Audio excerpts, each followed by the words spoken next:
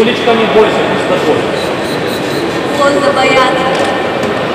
Еще пару секунд и погружение. Коллеги замерли в ожидании. Кажется, ждут того, что должно произойти даже дельфины. У меня обратного пути нет. Подводное снаряжение, телефоны в бой. На глубину 6 метров. Эксперимент по отправке сообщения в Твиттер инициировала компания «Киевстар». Она же нашла журналиста-добровольца, меня, который рискнул бы погрузиться и отправить месседж. Твиттером пользуются миллионы землян, в него писали сообщения даже из космоса, а вот из-под воды нет. Во всяком случае, документально подтвержденных твитов до сих пор не было.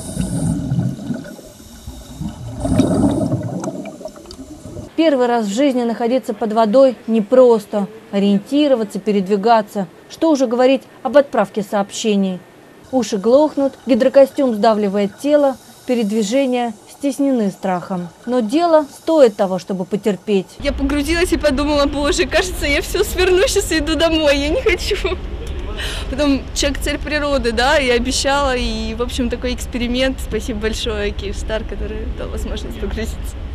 Вот. Ну и, конечно, большое спасибо ребятам, потому что если бы не они, то, в общем, ничего бы не произошло. Очень чутко и грамотно проинструктировали. Свернутая в бублик из указательного и большого пальцев – это окей. Волна, изображенная кистью, у меня не все в порядке. Большой палец, обращенный вверх, значит, пора подниматься. На отправку сообщения уходит около 10 минут. Потом окей и наверх. Запись – это первый андевота твит. Появляется в моем аккаунте только через время. Но мой телефон говорит о том, что отправка произошла. Юлия Городецкая, которая отважилась на сей поступок. Напомню, что Юля даже не умеет плавать. Еще одно необычное действие – подводный звонок.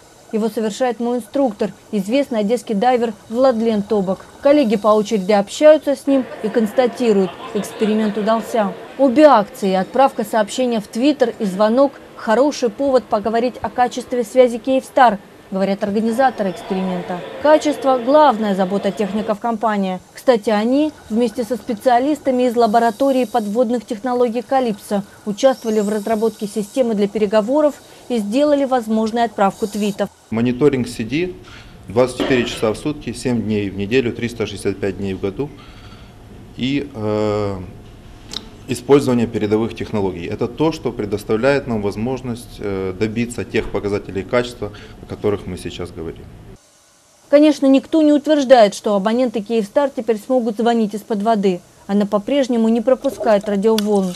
Зато теперь о подводном твитинге заговорила вся страна. Первое упоминание о событии появилось в интернете через несколько минут после произошедшего. А уже в считанные часы об эксперименте написала Википедия.